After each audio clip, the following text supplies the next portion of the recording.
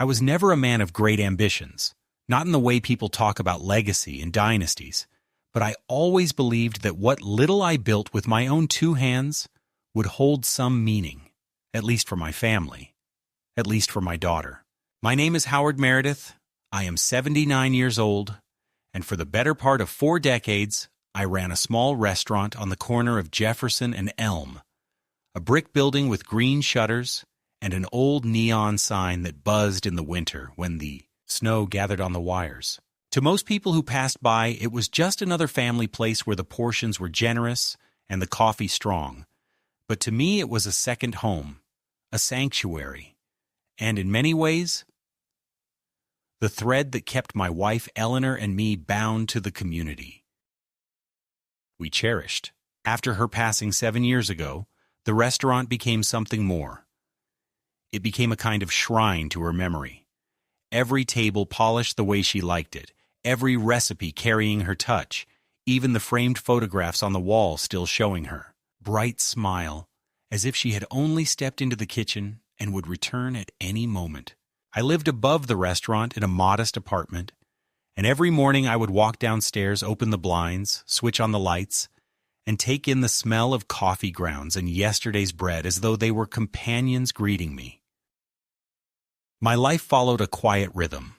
I rose early, around 5, made myself oatmeal or sometimes just toast, and then checked the books from the day before. Business was not as booming as it had been in the 70s and 80s, when factory workers came after their shifts and young couples gathered for pie late at night. But we managed to keep the doors open, largely because the property had been paid off long ago and because a handful of loyal customers still treated the place like their own living room. Retirees lingered over the newspaper, mothers with toddlers ordered pancakes, and a few regulars who had known me since my hair was black instead of gray came to talk baseball or politics. To them, I was still Mr.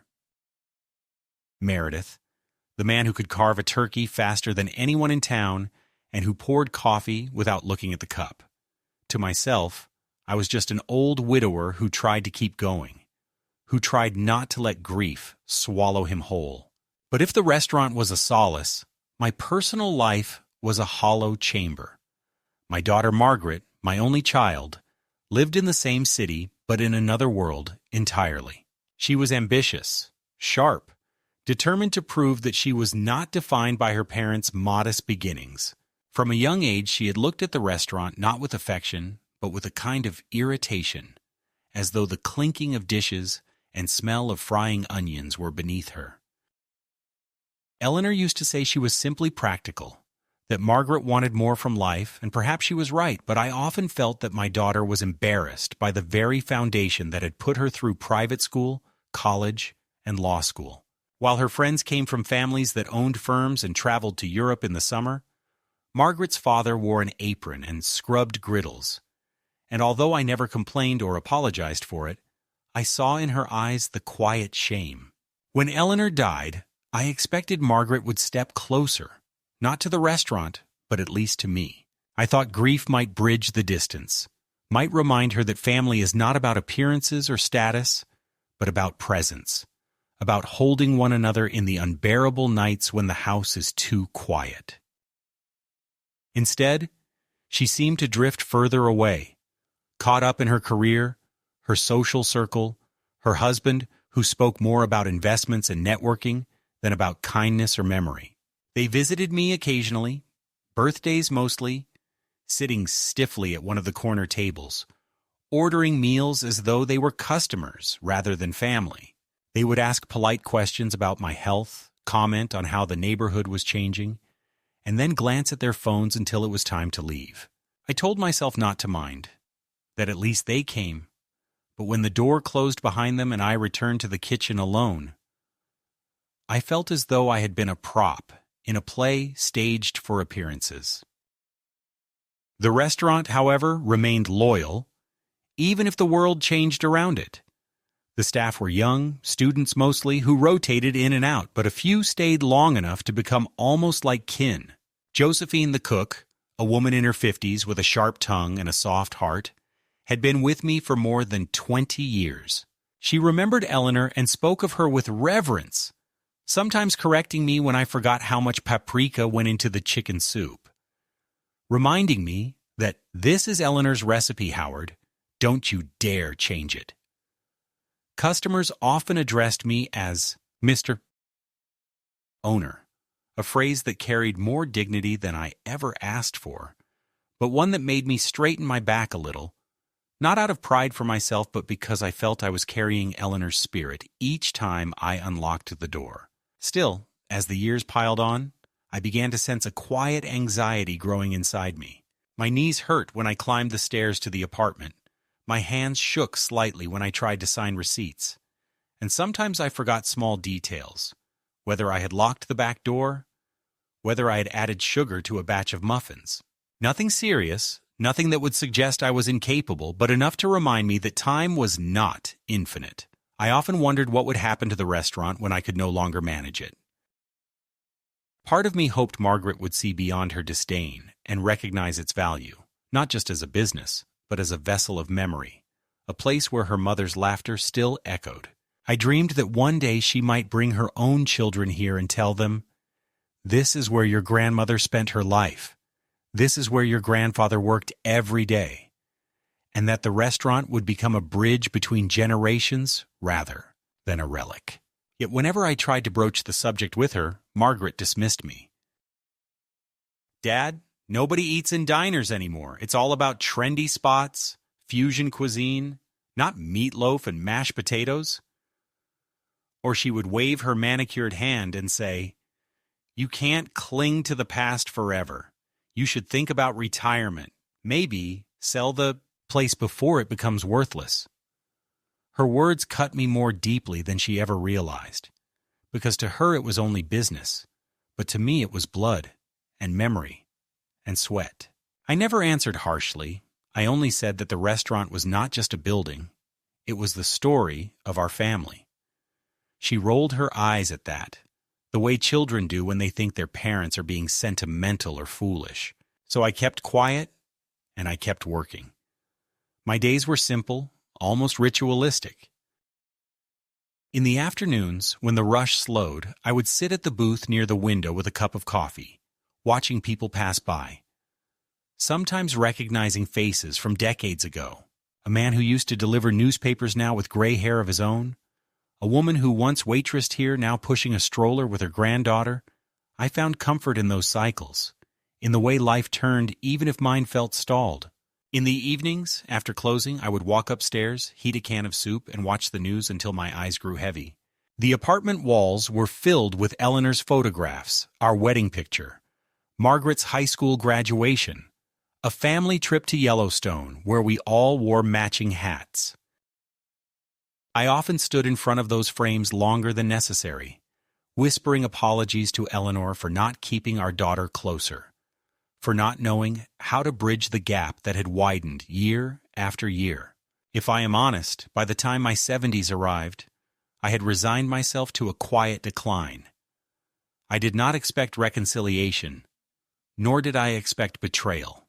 I thought perhaps Margaret would one day soften, or that I would simply pass away in my sleep, leaving the restaurant as it was, like a time capsule. But life has a way of twisting when you least expect it. The moment that shifted everything seemed trivial at first.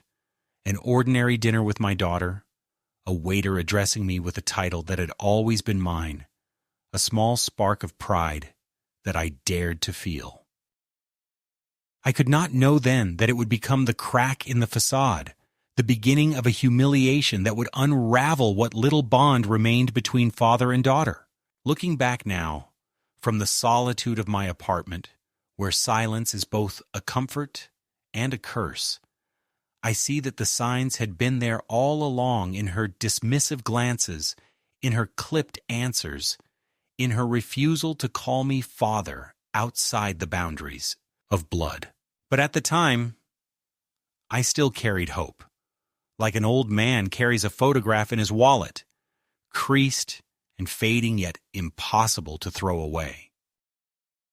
It was early spring when Margaret called me and suggested we have dinner together at the restaurant. Not just the two of us, but with her husband and some of their acquaintances, people she described vaguely as colleagues and potential partners, without going into detail. I was surprised by the invitation because for years our meetings had been rare, often squeezed into a quick lunch where she seemed distracted, or a rushed phone call that ended with the phrase, "I'll call you later, Dad," which never truly materialized. Her sudden enthusiasm felt unusual, and although a cautious part of me wondered what her motives were, another part of me, the part that still longed for recognition and connection, leapt at the chance. I polished the dining room that morning with unusual care, adjusted the blinds so the fading light would fall softly across the tables, and asked Josephine to prepare some of our more traditional dishes because I wanted Margaret's friends to experience the place as Eleanor and I had imagined it, not as some outdated diner, but as a warm and genuine corner of life where food and memory were inseparable. When they arrived, I felt a mixture of pride and nervousness. Margaret swept in first, elegant in a tailored jacket, her hair styled with precision, her expression carrying the kind of brisk determination that made her seem older than her years. Behind her came her husband Everett, who gave me a curt nod and immediately checked his phone as though to signal that he was far too important to linger in greetings. Their companions followed, a group of 4 men and 2 women dressed in expensive clothes, the kind of people who I knew instinctively would never step into my restaurant on their own, unless invited by someone like Margaret. They looked around with polite curiosity, eyes moving from the framed photographs on the wall to the old jukebox in the corner. And although they smiled, I could sense their condescension, the way one looks at a relic from another time. I greeted them warmly, shaking hands, offering drinks, trying to ignore the stiffness in Margaret's posture. I wanted to believe that she had chosen this place because she remembered it as home, because she wanted to show her friends where she came from. But the evening unfolded differently. We sat at the largest booth, the one near the window where Eleanor and I used to sit after closing, and the conversation immediately veered toward business jargon, investment opportunities, development projects, none of which I understood or cared, for I listened politely, interjecting when asked, though it was clear I was not expected to contribute. The food arrived, plates of roast chicken, mashed potatoes, fresh rolls, and though our guests complimented the flavors, their eyes often drifted toward Margaret, waiting for her to steer the conversation. Then it happened, so small, yet so devastating that even now I can recall the tone of her voice with a sharpness that pierces me. One of the waiters, a young man named Danny, who had only been with us for a few months but had quickly grown fond of the place, approached with the dessert tray and, trying to be respectful, asked with a smile, "What would you like us to bring for Mr. Owner tonight?" It was nothing unusual. Most of the staff called me that, partly out of habit, partly out of affection. I nodded at him, ready to answer, when Margaret's voice cut through the air like glass. She leaned forward, her smile frozen but her eyes hard, and said, "Don't call him that. And please, don't call him my father either. Not here, not in public." For a moment the table fell silent. Danny froze, his face flushing with embarrassment, murmured an apology, and retreated toward the kitchen. The others shifted uncomfortably, pretending to study their menus or sip their drinks. But the damage had already been done. I sat there, stunned, trying to process the words that had come so effortlessly from her mouth.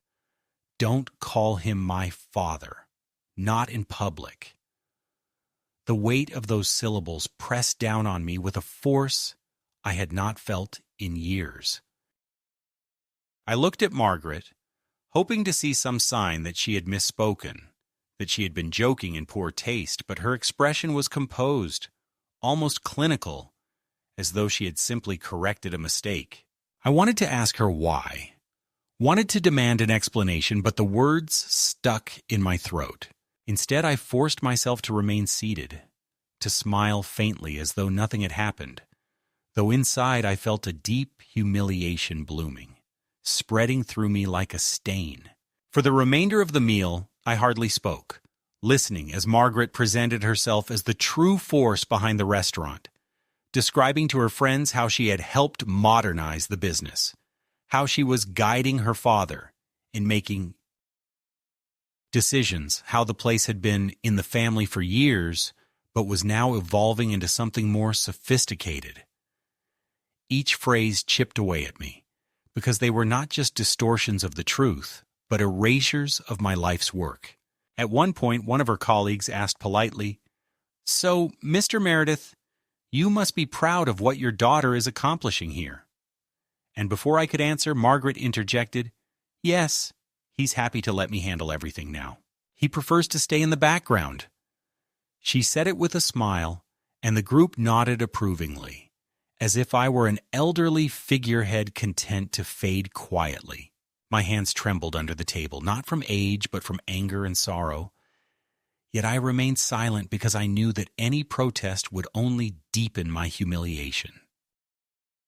I felt invisible at my own table, in my own restaurant, and the echo of her earlier words, "Don't call him my father," reverberated in my chest until it was almost unbearable. After dinner, as the guests left, Margaret kissed me on the cheek in a perfunctory way, whispered, "Thank you for hosting us, Dad," in a tone so low no one else could hear, and walked out with her husband, her heels clicking against the floor. The waiter Danny approached me later, stammering apologies, saying he hadn't meant to cause trouble, and I told him it was not his fault, though I could see the pity in his eyes. That pity cut deeper than Margaret's coldness, because it meant that others had witnessed my degradation, that my dignity had been stripped not in private, but under the gaze of strangers and staff alike. That night I could not sleep. I sat in my apartment upstairs, staring at the ceiling, replaying her words over and over. For years I had accepted her distance, her indifference, even her disdain, telling myself that children grow apart, that she was busy, that her world was different from mine. But this was not indifference. This was rejection. She had not only dismissed me as her father, but had done so in a public space, in the very place that represented everything I had built for her and for Eleanor. I asked myself what I had done to deserve such treatment. Had I embarrassed her by owning a small restaurant? Had I failed to give her the kind of glamorous life she envied in others? Or was it simply that she no longer wished to be connected to me at all? The walls of the apartment felt suffocating, filled with photographs that suddenly seemed like relics of a life that had vanished. Eleanor's smile no longer comforted me. It haunted me, as though she were asking why our daughter had turned so cold. I thought of the years I had worked double shifts to pay for Margaret's education, the nights Eleanor and I had gone without, so that she could have ballet lessons, new books, trips with her classmates. I thought of the countless times I had told her I was proud of her, only to be met with silence. And now, after all of that, I was not even permitted the dignity of being acknowledged as her father in front of others. That was the catalyst, the moment when something broke inside me. Until then, I had endured neglect and silence, but I had clung to the hope that beneath it all, Margaret still regarded me as her father, still carried some measure of respect, still saw me as the man who had raised her. That night, hope died. What remained was a raw, aching awareness that I was no longer family in her eyes, but an inconvenience, an obstacle, perhaps even an embarrassment. The realization was bitter, and though I tried to push it aside, I knew that nothing would ever be the same again. In the days following that dinner, I tried to persuade myself that perhaps Margaret had spoken out of nervousness or had been carried away by the desire to impress her colleagues, that her words had not been meant to wound me so personally. I told myself that she was under pressure, that she was building her reputation in circles where appearances mattered more than truth, and that in such environments people sometimes say things they do not truly mean. But each time I replayed her voice in my memory, sharp and decisive, forbidding the waiter to call me her father, I could not shake the sense that it had been no slip of the tongue but a deliberate choice, a calculated attempt to erase me from her narrative. That awareness sank into me like a stone.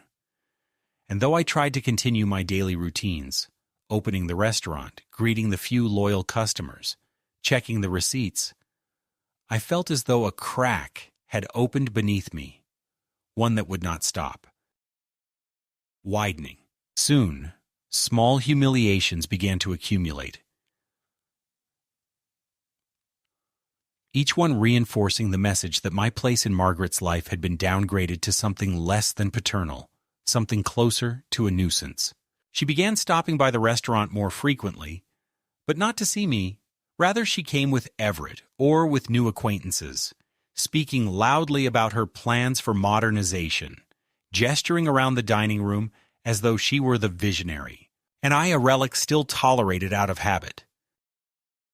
When customers greeted me warmly, calling me Mr. Meredith or simply Howard, she would smile stiffly and redirect the conversation saying, "Yes, he's still around, but we're working on updating things, bringing the business into the 21st century." There was no malice in her tone, but there was something even worse: dismissal. The casual erasure of my contribution, as though I were a stubborn shadow that lingered too long on the wall. One afternoon, I overheard her speaking with a group of young investors she had brought into the restaurant. I had stepped into the hallway by the restrooms, carrying a box of supplies, when her voice carried through the half-open door.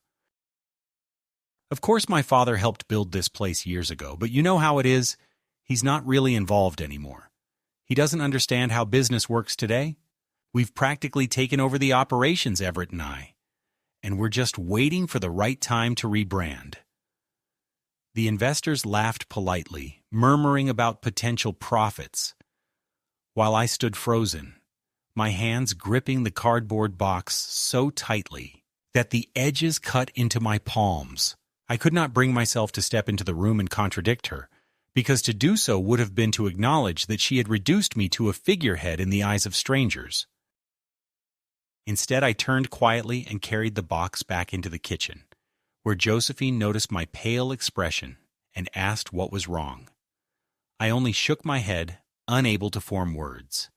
Not long after, the humiliations grew more direct. At a family gathering, if one could even call it that, since it consisted of Margaret, Everett, and a few of their friends, I was introduced not as her father, but as a partner in the restaurant. The phrase stunned me, not only because it stripped me of the dignity of fatherhood, but because it was a distortion of reality. I was not her partner. I was the founder, the man who had spent years turning raw ingredients into meals, who had scraped grease from pans at midnight, who had stood behind the counter when storms knocked out the lights and we served customers by candlelight. Yet in her voice, I was reduced to a financial appendage, someone who had invested in her enterprise. I smiled mechanically, shook hands with the strangers, and swallowed my anger because I knew that showing it would only confirm the narrative she was building, that of a cranky old man out of touch with the modern world. The worst came when she began to interfere in the operations themselves. Without consulting me, hiri sauso ki iso tronkin wafhimi, she hired a graphic designer to propose new menus, sleek documents with minimalist fonts, and photographs of food that bore little resemblance to what we actually served. She presented them to me as though they were a gift, spreading the glossy pages across a booth and saying, "This is how people expect restaurants to look now, Dad. We need to get rid of these outdated laminated menus. They make the place look cheap." I reminded her gently that customers came here precisely because it was not polished, because it felt authentic. But she rolled her eyes and said, "Authentic is just another word for old-fashioned. If you want this place to survive, you need to let me handle it." Even Josephine, usually a woman of resilience, grew uneasy. She pulled me aside one evening after Margaret had left and said quietly, "She talks about this place like you're already gone, Howard. I don't like it. She doesn't see what this means to you or to Eleanor's memory." I nodded, grateful for her loyalty, but powerless to change what was unfolding.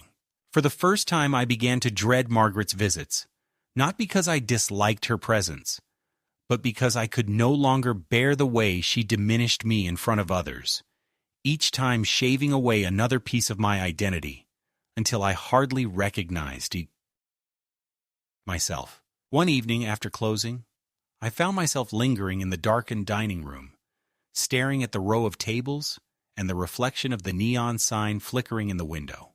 I thought of Eleanor, of the nights we had counted quarters to make payroll, of the afternoons she had baked pies while humming old songs, of the way she had once told me, "This place will be our gift to Margaret, so she knows where she comes from." The thought pierced me with such sorrow that I had to sit down, burying my face in my hands. Our gift had become an embarrassment, a burden that Margaret seemed determined to reshape into something unrecognizable. And in doing so, she had stripped me not only of my role as owner, but of my role as father. The first escalation was not a single dramatic event, but a series of small, cutting moments, each one harder to endure than the last. It was the way she corrected people when they addressed me with respect, the way she told stories that painted me as forgetful or incapable, the way she spoke of the restaurant as though it had only come alive when she arrived to manage it. Each slight might have been forgivable on its own, but together they formed a pattern, a deliberate rewriting of history in which I was a background character. I felt trapped in a performance where the script had been rewritten without my consent, where my role had been reduced to that of a silent extra. And yet, despite the growing weight of humiliation, a part of me still clung to the hope that things might change. I told myself that perhaps she was simply trying to prove herself, that once she felt secure in her accomplishments, she would allow me to step back into my rightful place, that she would one day introduce me proudly as her father rather than as an obstacle to be managed. But late at night, when the silence of the apartment pressed heavily against my chest, I felt the creeping certainty that this was only the beginning, that the distance between us would soon widen into something irreversible. The turning point came quietly, not with a dramatic confrontation, but with the slow unveiling of a truth I had not wanted to consider, a truth that forced me to see my daughter not as the child I once carried on my shoulders, but as a calculating adult whose ambitions no longer had room for sentiment. It happened one afternoon when I stopped by the office above the restaurant where the papers and records were kept, a room Eleanor and I had always treated as the heart of the business, the place where we stored not just invoices and receipts, but letters from customers, photographs from community events, little mementos of a life built through service. I had not spent much time there in recent months, partly because my eyesight made reading difficult and partly because I trusted that the routine of the restaurant was steady. But on that day, I wanted to retrieve an old photograph of Eleanor for the anniversary of her passing, something to place on the counter where the customers might remember her too. When I opened the drawer of the desk, expecting to find the folder of photographs, I discovered instead a stack of legal documents, neatly arranged and bearing Margaret's handwriting on yellow sticky notes. At first, I thought they were routine contracts for supplies or insurance, but as I leafed through them, my heart began to pound. They were transfer agreements, documents outlining the restructuring of ownership of the restaurant, with Margaret and Everett listed as the primary stakeholders, and my name relegated to a diminished role, more symbolic than practical. There were signatures, my own included, on some of the pages. Signatures I recognized as mine, but could not remember placing on those specific documents. I felt my breath catch as I realized what had happened. In the months when Margaret had encouraged me to sign routine paperwork, assuring me it was nothing but technical updates for tax purposes, she had been orchestrating a quiet takeover, slowly transferring authority into her own hands while leaving me with little more than a ceremonial title. I sat at the desk for a long time, staring at the papers, my pulse loud in my ears. The betrayal was not merely legal, it was personal. a deliberate effort to reduce me to an afterthought in the very creation I had poured my life into. I tried to rationalize it at first, telling myself that perhaps she believed she was protecting me, that she thought I no longer had the strength to handle the complexities of ownership. But the cold precision of her notes and the way my role had been described in the documents, inactive partner, retained for heritage value, made it clear that sentiment had little to do with it. She had not wanted to shield me. She had wanted to erase me while still presenting the illusion of continuity. That evening, when Margaret visited the restaurant, I could hardly look at her. She swept in with her usual confidence, speaking of plans to introduce online ordering and weekend brunches, ideas that sounded more like a marketing pitch than a conversation with family. I tried to listen, but all I could see was the word inactive stamped across my identity, a word that suggested I was no longer a man of agency, but a relic to be displayed for effect. At one point, she turned to me and said with that rehearsed brightness in her voice, "Don't worry, Dad. We'll take care of everything. You don't need to trouble yourself with these details anymore. You've earned the right to relax."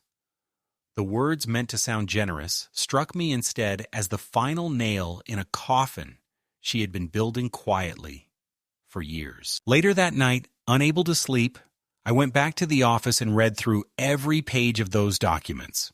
I realized then that Margaret and Everett had not only taken practical control of the restaurant, but had also made arrangements that would make it difficult for me to reverse anything without entering a legal battle. They had anticipated resistance, had built clauses that required majority signatures, and in every scenario, I was outnumbered. It was not simply neglect anymore. It was strategy, an effort to sideline me until the day came when I would no longer be necessary even as decoration. The shock of that discovery was not only in the realization of betrayal, but in the recognition of how blind I had been. I thought of Eleanor, of how she had often warned me not to indulge Margaret's ambition too freely, of how she had once whispered late at night, "She loves you, Howard, but she sees the world in terms of advantage, not loyalty. Be careful." I had dismissed those warnings, blinded by the love a father carries for his only child, unwilling to believe that she would ever see me as anything but her protector. Now I saw with cruel clarity that Eleanor had been right. In the days that followed, a new fear began to take root in me, one darker than humiliation. Margaret had begun to speak of my health with a tone that felt rehearsed, mentioning casually in front of others that I sometimes forgot things, that I often misplaced my keys, that perhaps I was showing the early signs of age-related decline. I had dismissed these remarks as careless exaggerations, but after discovering the documents, I began to see them differently. They were not slips. They were narratives being crafted, stories designed to paint me as a man sliding into incompetence. If she could convince others of that, customers, staff, lawyers, then perhaps she could push me entirely out of the picture under the guise of protecting me. One afternoon, while I was in the dining room, I overheard her telling a customer, "You know, my father still insists on coming down here, but we have to watch over him. He forgets things sometimes. Just last week, he almost locked himself out of the apartment." The customer gave her a sympathetic smile, the kind one reserves for families dealing with aging parents, and I felt my face burn with shame. I had not locked myself out. I had left the keys on the counter for a moment while unloading groceries. But the story, once told, carried more weight than truth, and I realized with a cold jolt that Margaret was preparing the ground, laying out evidence to prove that I was no longer fit to handle my affairs. This was the midpoint, the moment when my humiliation transformed into dread. No longer was it about embarrassment at dinner or erasure in conversation. Now it was about survival, about holding on to my very identity against a daughter who seemed willing to declare me unfit in order to claim what she wanted. I sat alone in the apartment that night, staring at Eleanor's photograph, whispering into the stillness, "What happened to her, Ellie? What happened to the little girl who used to draw pictures of us in crayon, who called me Daddy with pride? The silence gave me no answers, only the certainty that I was standing at the edge of a precipice, that what came next would either destroy me completely or force me to fight in a way I had never imagined I would have to fight against my own flesh and blood. What followed after that midpoint was not merely the erosion of dignity, but the exposure of intent. And if I had once clung to the fantasy that Margaret's coldness was born of misunderstanding or misguided ambition, the veil now lifted, revealing something far harsher, something that struck at the very core of my life. It began with small but unmistakable signs, the kind that gnaw at you because you sense a pattern forming long before you can articulate it.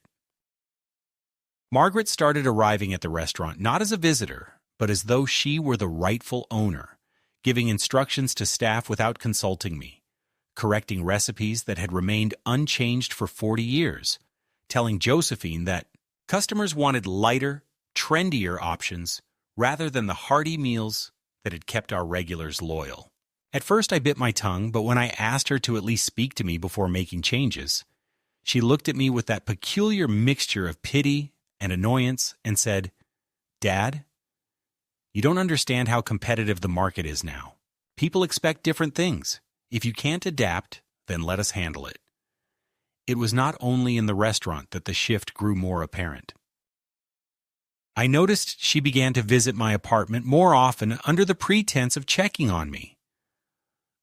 Though her questions were not about my well-being, but about where I kept certain documents, whether I'd updated my insurance policies, whether I'd considered drafting a medical directive. Once, she opened my kitchen drawers without asking, remarking that my medication bottles were too disorganized, and suggested she should take charge of keeping track of my prescriptions.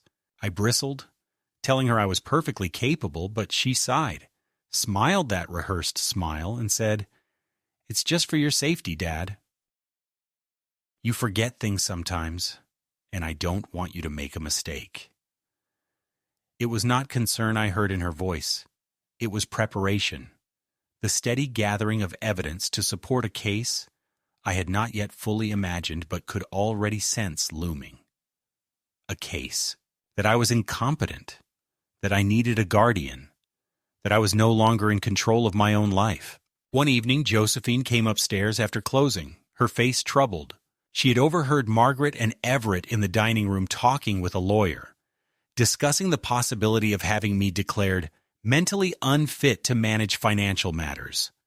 Josephine told me she had stepped into the kitchen quietly and heard Everett say, "If we can establish a record of confusion, it won't be hard. Judges see this all the time." Margaret had replied, "He already shows the signs. He misplaces things constantly. If we present it properly, we can argue he needs protection, and then everything will be under our control." I felt the blood drain from my face as Josephine recounted this because it confirmed the very dread I had been circling in my mind. They were not simply diminishing me socially. They were plotting to strip me legally, to take away not only the restaurant, but my savings, my decisions, my agency. The days that followed became a theater of manipulation. Margaret began to tell anyone who would listen about my supposed forgetfulness, repeating stories that were either outright fabrications or gross distortions of minor slips.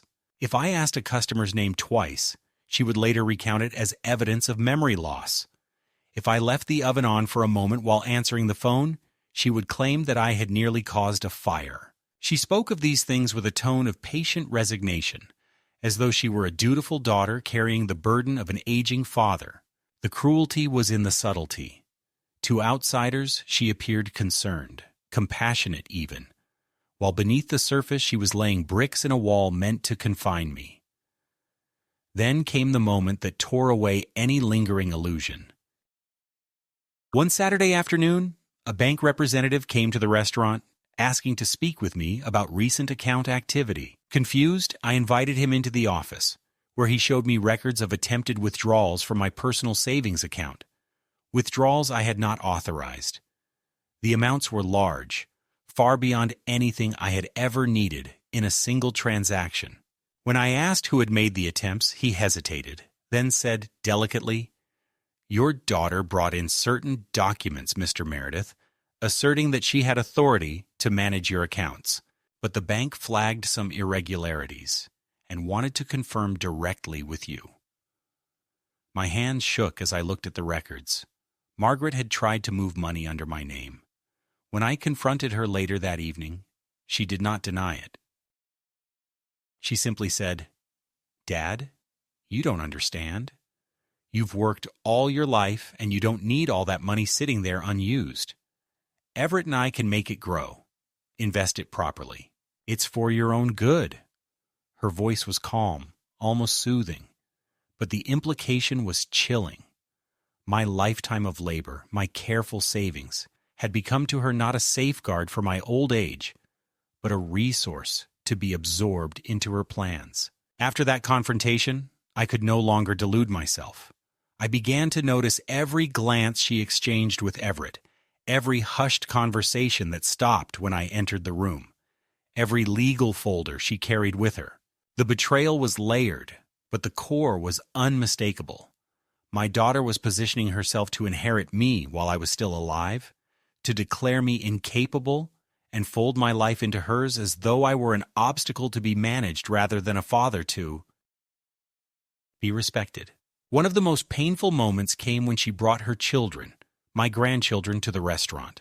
I had not seen them in months, and I greeted them with open arms, eager to hear about their lives, their schools, their interests.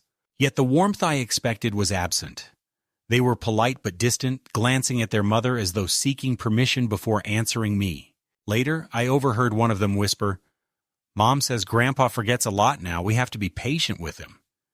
It struck me like a blow to the chest. Margaret had even poisoned their perception of me, planting the idea that I was slipping, that I was not fully present, that I was someone to be tolerated rather than cherished. In that moment, I realized she was not only stripping me of my autonomy, but of my legacy, reshaping the way future generations would remember me. The second escalation reached its peak when I discovered that she and Everett had scheduled a private meeting with another law firm, one specializing in elder guardianship cases. I learned of it not through her, but through a chance encounter. A former acquaintance from the community, now working as a clerk at the firm, stopped by the restaurant and mentioned it to me with hesitant sympathy. "Mr. Meredith, I probably shouldn't say anything, but I thought you should know. They've been discussing options to petition for guardianship over you. They're preparing documents." I thanked him quietly, my stomach churning. And later that night I sat in the apartment staring at Eleanor's photograph again, my chest tight with both rage and sorrow. To imagine that my own daughter, the girl Eleanor had once cradled against her chest, could go so far as to strip me legally of the right to call myself competent. It was a wound I had never anticipated. It was in those sleepless nights that a different resolve began to form in me. For too long I had endured quietly, allowing humiliation after humiliation, convincing myself that patience was dignity. But now I understood that silence would not save me. Margaret was building her case methodically, and if I did nothing, the day would come when I would wake up to find my name erased from the restaurant entirely, my accounts emptied, my independence gone. I had to prepare not only for defense but for action, and though I did not yet know how, I felt the stirring of a will I thought grief had extinguished in me years ago. Eleanor's voice seemed to echo in my mind. "Be careful, Howard." Yes, I thought. Careful, but not passive. If my daughter had chosen to treat me as an obstacle rather than a father, then I would no longer accept the role of the silent old man shuffled to the corner. I would fight, not for money alone, not even for the restaurant, but for the last shred of dignity I could claim before death. The breaking point arrived not in a courtroom or through some official decree, but in the familiar setting of the restaurant itself. The very place where my life had unfolded for decades, and where my daughter chose, perhaps without realizing the irony, to stage what she believed would be my final humiliation. She had invited me to a dinner that was presented as a family occasion, a gathering meant to celebrate new opportunities for the restaurant, though she remained vague about what those opportunities entailed. Her tone was falsely cheerful, and though every instinct in me told me to decline, I agreed to attend, because some part of me still longed for reconciliation, or at least clarity. I prepared carefully that evening, putting on the suit I had worn to Eleanor's funeral, not because it fit me well anymore, but because it was the only garment I owned that carried the weight of solemnity, the only one that reminded me of my own seriousness. When I entered the dining room, I saw immediately that this was no intimate family meal. Margaret and Everett were seated with a group of lawyers and potential investors, their folders and briefcases spread across the table like weapons. The air was thick with the smell of roasted meat and the low murmur of business chatter, but beneath it all, I sensed the cold machinery of strategy at work. Margaret rose to greet me, kissed my cheek in a way that felt both rehearsed and insincere, and guided me to a chair at the far end of the table, apart from the center of attention. She introduced me not as her father, but as the original founder, who now enjoys retirement while we handle the details. Her words carried the finality of a verdict, as though I had already been sentenced to obsolescence. I sat quietly, listening as they spoke about restructuring, about new branding, about financial streams that I scarcely recognized as belonging to the place Eleanor and I had built. At one point, an investor turned to me politely and asked what I thought of the new direction, and before I could answer, Margaret interjected, "He supports us, of course. He's proud to let the next generation take over." The table nodded in approval, and I felt the familiar heat of humiliation rise in my chest. Yet unlike before, this time I did not let it silence me. Something in me shifted, a final thread snapping, and I realized that if I did not speak now, if I did not assert myself with clarity and finality, I would vanish completely, reduced to the role they had scripted for me. I cleared my throat and spoke in a voice that surprised even me, steady and firm, carrying across the table without hesitation. "That is not true. I am not retired, and I have not surrendered my rights.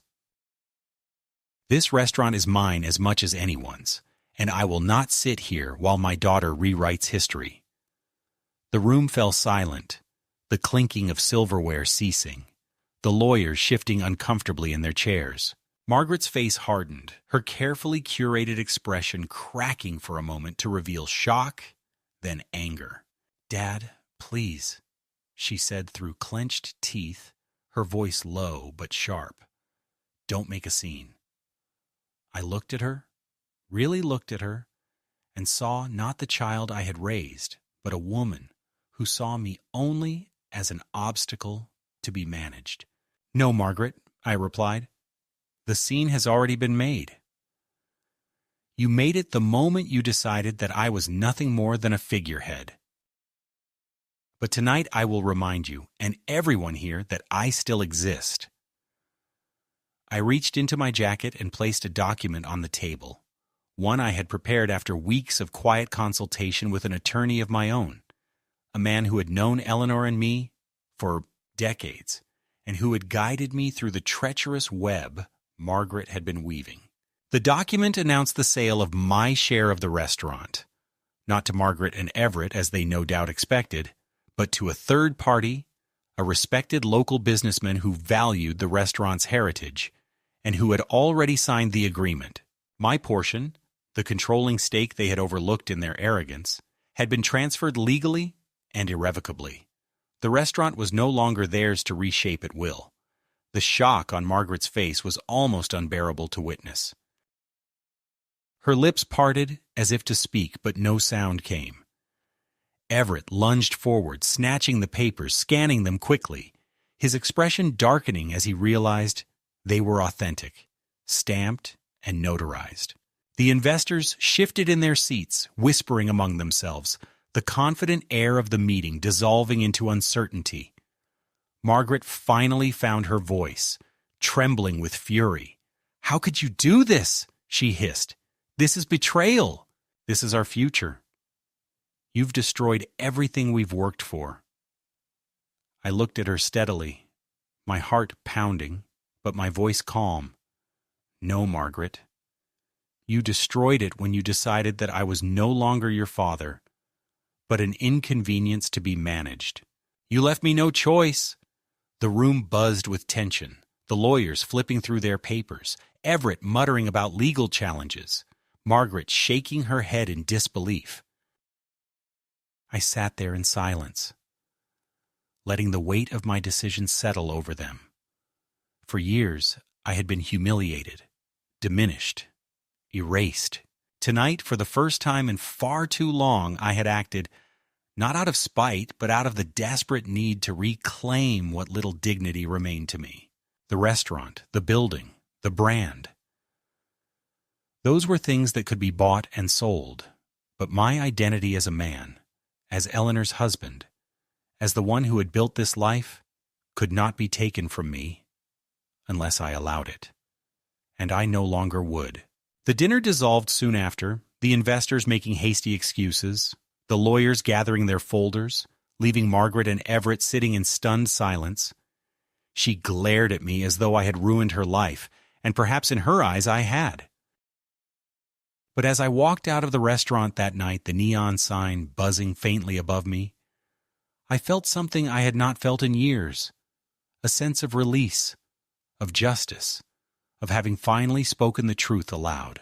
It was not triumph exactly, it was too late for triumph, but it was clarity, and in that clarity there was peace. In the days that followed the confrontation, I felt the kind of silence that arrives after a storm, heavy but strangely clarifying, as though the chaos had stripped away everything unnecessary and left only the bare truth standing. Margaret did not call me, and I did not expect her to. I imagined the conversations she and Everett must have had in their apartment, voices raised in anger, accusations hurled not at themselves for their greed, but at me, for refusing to play the role of the compliant old man who fades quietly into the background. Perhaps she believed I had betrayed her, though in truth all I had done was protect myself, protect Eleanor's memory, protect the small sliver of dignity that remained. For years I had been the one carrying the burden of patience, convincing myself that love could survive humiliation if I simply endured long enough. But love cannot survive when it is one-sided, when respect has been stripped away. That night in the restaurant had shown me with painful clarity that Margaret no longer saw me as a father. And if that was the case, then I could no longer cling to her as a daughter in the way I once had. The restaurant itself felt different once the transfer was finalized. The new majority owner, a man named Douglas who had grown up in the neighborhood and remembered eating Eleanor's pies as a boy, came by to speak with me. He assured me that he valued the place for what it had always been, that he did not intend to strip away its identity or erase its history. He asked if I might stay involved in some capacity, perhaps as an advisor, or even just as a presence, to greet the old customers who still came for the comfort of familiarity. I thanked him kindly, but declined, because I knew my time there was over. I had fought the battle I needed to fight, and though I had not preserved ownership, I had preserved something greater. I had refused to be erased. Now I needed to step away before bitterness consumed me completely. Moving out of the apartment above the restaurant was harder than I expected. Every corner carried memories, Eleanor humming in the kitchen, Margaret's laughter as a little girl, the sound of the jukebox playing soft music in the evenings when the last customers lingered. I packed slowly, touching objects as though they were living things, whispering goodbyes that no one else would hear. Josephine helped me carry boxes to the small house I had rented on the edge of town, a modest place with a front porch and a patch of grass that caught the morning sun. She wept when she hugged me goodbye, promising to visit, and I told her she was as much family to me as anyone could be now. It was true. Loyalty, I had learned, is thicker than blood when blood chooses betrayal. In the quiet of the new house, I found a strange kind of peace. My days were no longer governed by the demands of the restaurant, and though I missed the rhythm, I did not miss the constant fear of being diminished in my own domain. I began to take morning walks, greeting neighbors who did not know my history, and therefore saw me not as a relic, but simply as another man living out his years. Sometimes I would sit on the porch with a cup of coffee and think of Eleanor, imagining her beside me, her hand resting on mine. I spoke to her aloud sometimes, telling her what had happened, asking her forgiveness for not being able to hold Margaret closer, but also telling her that in the end, I had remembered her words and acted before it was too late. I had not allowed myself to be written out of the story entirely. Margaret's absence in my life grew into a silence that I first experienced as grief, then gradually as relief. I realized that the pain I had carried for years had been the pain of chasing her approval, of waiting for a recognition that would never come. Now that hope was gone, the wound could finally begin to heal. I no longer checked the phone expecting her call, no longer lingered by the door hoping to see her face. Instead, I filled my time with small, ordinary pleasures, reading old novels, tending to the little garden behind the house, cooking simple meals that reminded me of Eleanor. The grandchildren did not visit, and though that absence hurt, I knew it was not their fault. They had been taught a certain story about me, and perhaps one day when they were older, they might seek out the truth. Until then, I let go of the desire to control how I was remembered. I had learned the hard way that clinging to illusions only deepens the wound. Sometimes when I walked into town, I passed by the restaurant. The neon sign still buzzed faintly, the windows still glowed in the evening light, and customers still moved in and out. I did not go inside, because it no longer belonged to me in the way it once had, but I felt no bitterness watching it from the sidewalk. It had been my life's work, and though the ownership had changed, the essence remained. That was enough. The betrayal had been real, the pain undeniable, but the final act had restored something inside me, the knowledge that I was not powerless, that I had not gone quietly into the shadow they tried to push me into. And so I live now, in the calm of aftermath. No longer the owner of a restaurant, no longer the father in my daughter's eyes, but still a man who can look at himself in the mirror without shame. That is the legacy I choose to carry, not the false narrative Margaret tried to impose, not the erasure of my years, but the truth of having stood, however late, and said, I exist, I matter. I will not be forgotten while I am still alive. For an old man, that is enough, and perhaps it is even more than enough.